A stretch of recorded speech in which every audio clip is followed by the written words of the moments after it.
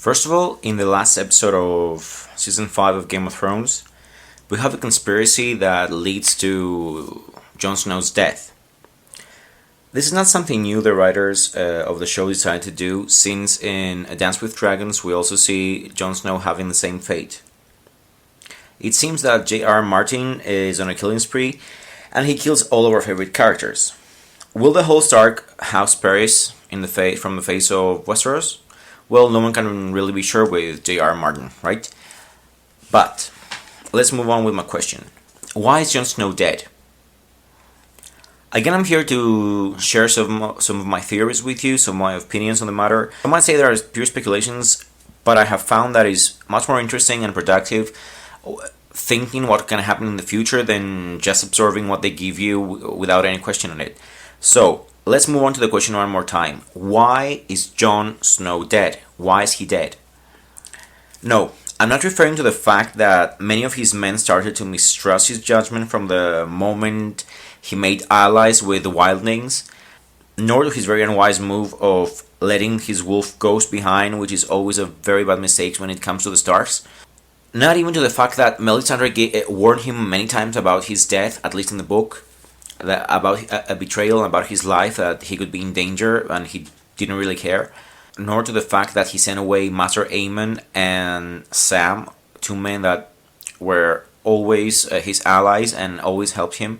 But my question focuses even deeper. It goes directly to the root of the whole story of Game of Thrones and the importance of the so-called bastard in the plot.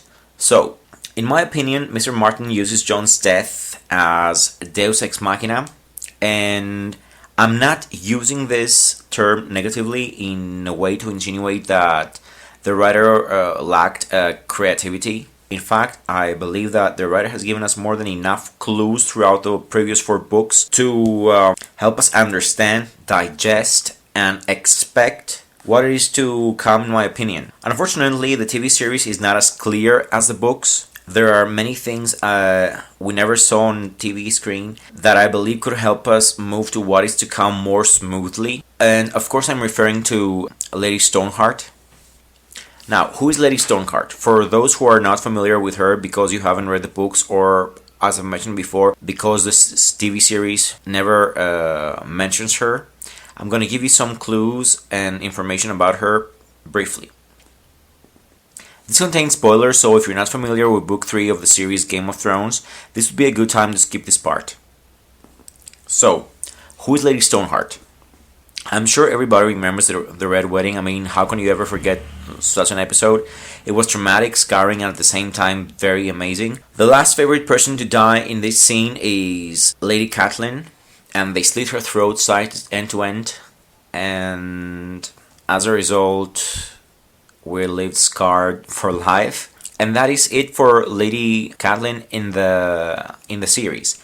In the books, though, Lady Catelyn's dead body is reanimated by a priest of the Red of Light called Thoros, and this reanimated body is very different from Lady Catelyn herself.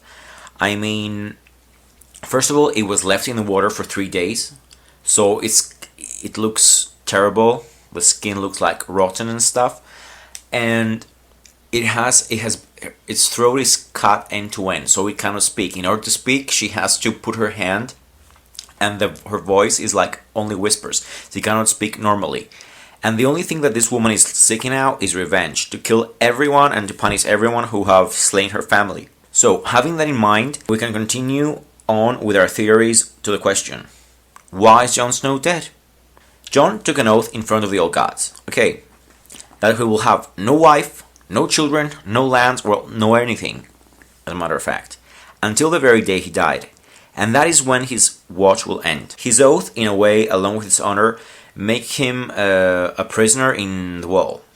He first went to the Wall thinking that everybody is like his Uncle Benjen, honorable and loyal, but instead he found thieves, killers, and rapists. It was totally not what he expected. So, Melisandre is also at the Wall, at Castle Black. I will know that she's a very powerful priestess of the Lord of Light. So far, she hasn't brought anyone back to life, But it's pretty obvious to me that she will bring Jon Snow back to life, like Thor did before her in many occasions, including Lady Stoneheart. Now, Jon is dead and reborn. Jon is dead and he's reborn. His oath no longer stands, since he has already died as the commander of the Watch, right? So, and this is the very reason I call his death Deus Ex Machina. Why? By dying and being brought back to life, Jon Snow is for the first time actually free.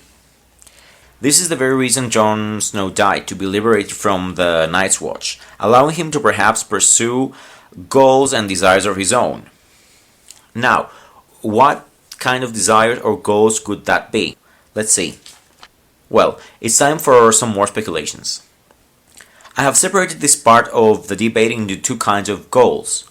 One, lesser goals, and two, higher goals. The lesser goals are mostly personal, and one would say they are what is to be expected of him, especially if we take into account that like all the Stark, is an honor-bound person. Okay, so speculation number one: revenge for his father's execution and his brother's murder.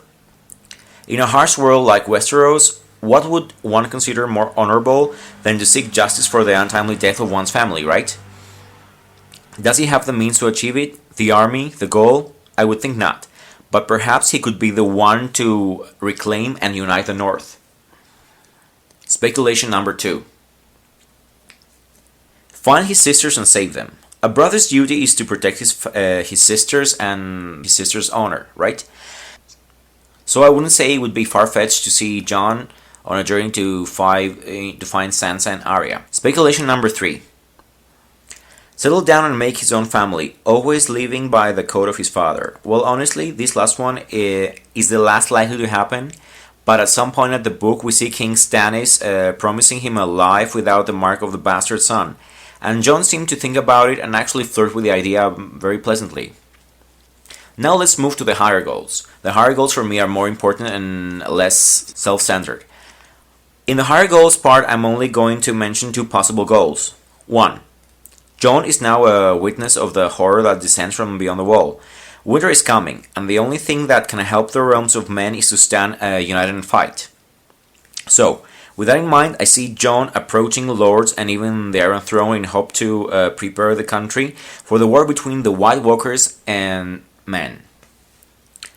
This is a higher goal because Jon will not only just seek justice for his family, but rather more a way to alert the whole of Westeros about the immediate threat, right? So, higher goal number two: Jon Snow has an even more important role to play. What could that be? Well, Melisandre always prays to the Lord of Light to show her visions of Azor Ahai, and for some peculiar reason, whenever she does that, she always has visions of Jon Snow that she doesn't quite understand. Is it possible that Jon Snow is actually the prince that was promised?